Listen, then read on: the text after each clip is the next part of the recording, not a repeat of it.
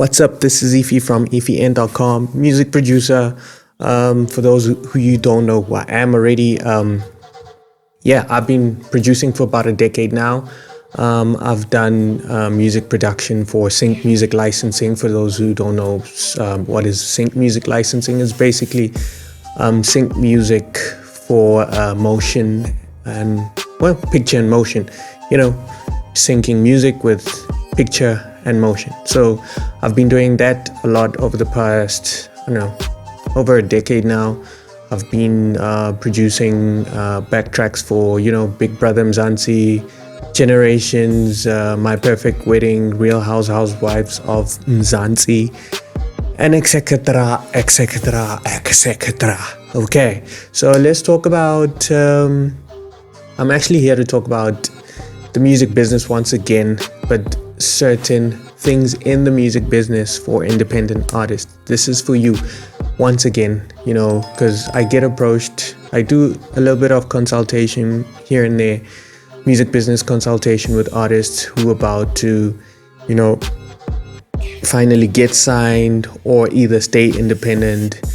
Most of them, they just want to know how to handle this business of theirs, because most of the time artists are creatives. We don't want to deal with admin, we don't want to deal with the business, but you have to know, as an artist, you are a business on your own.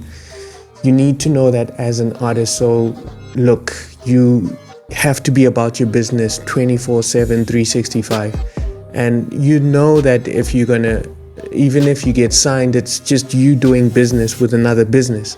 So record labels are out there for their business interest. They're there to get a good deal just as much as you want to get a good deal from them too. And then when you start working together, you need to know what are the agreements that are in place, the agreements that you both have, that you have to agree on.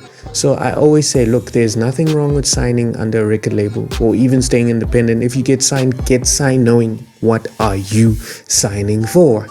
Don't be in the excitement of getting signed and then a couple years down the line you actually realize, hey, what the hell, I got ripped off. I'm getting ripped off. Ripped off again. So I always tell artists, read your contracts, read what the company expects from you and all of that. So this is the part 2 of the record label clause agreements that for independent artists that they can, educate themselves on. I remember, check out the previous video on the part 1. I spoke about a guaranteed release clause, or what they call a commitment clause from record labels, that an artist expects from them, which means that they have to release, their projects on a suited time frame for the artist. So those are the clauses that some artists miss. But anyways, watch my previous videos. You'll get that a lot. You get a lot of information from there as well. So let's move on to your audit clause. What is an audit clause? So that's the next clauses that an independent artist, when they're about to get signed, they are supposed to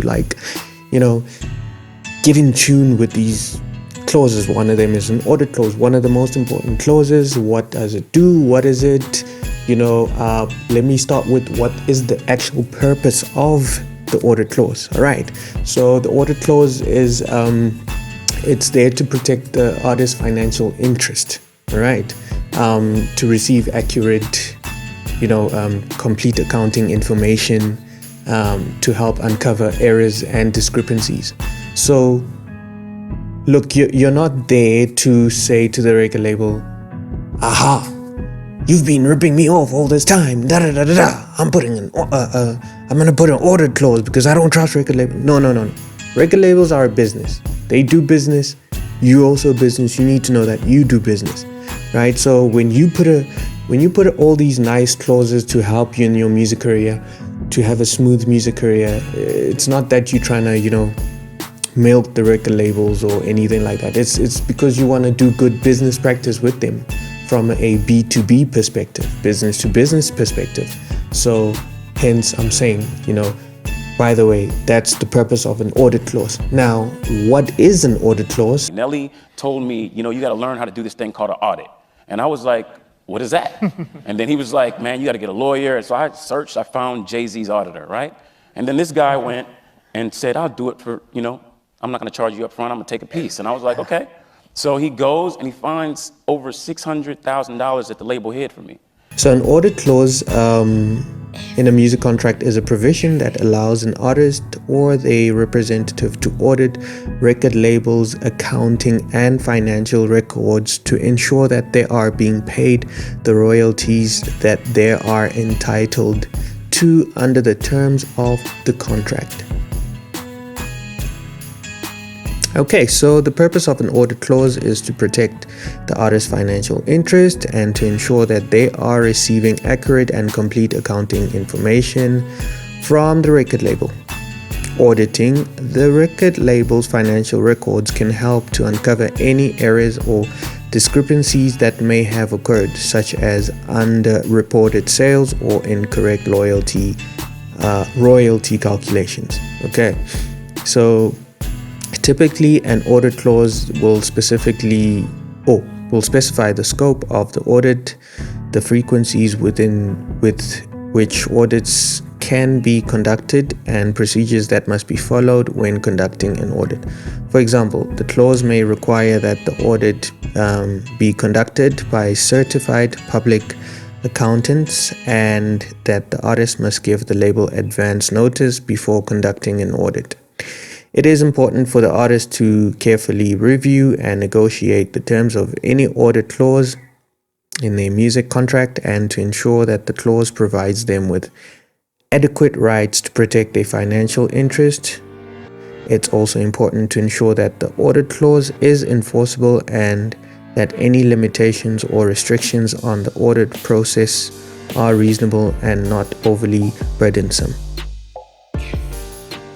All right, so that was my little bit of a 2 cents of advice in the music business about an audit clause. You know, it's just meant to, you know, keep the business going, keep a good business financial relationship between you as the as an artist and you and the record labels, obviously, to have a good financial business agreement in terms of royalty payouts or any other expenses incurred by the record label investing in the artist. So musicians out there, singers and rappers, know your music business and good luck with your music career. Peace. And today's video is sponsored by me. No, I'm not gonna sell you anything. You can put your money back in your pockets. Thank you very much. Put it back in your pocket! But what I am going to teach you is how to make a lot of money to have a better life for yourself instead. Really? Yes, you'll make money with me. So what is it that you'll be doing? Well, you're going to help me sell my beats to singers and rappers. My beat prices go anywhere from $50 to $1,000 and you'll get a commission of 40%. Really? Yeah, really, 40%. Just simply sign up to be an affiliate on my affiliate program, go through my short training program course. A referral link will be allocated to you to give to your customers to use to buy my beats. Then there you have it, there you go, money in your bank. Simply click on the link in the description to sign up. Ephy.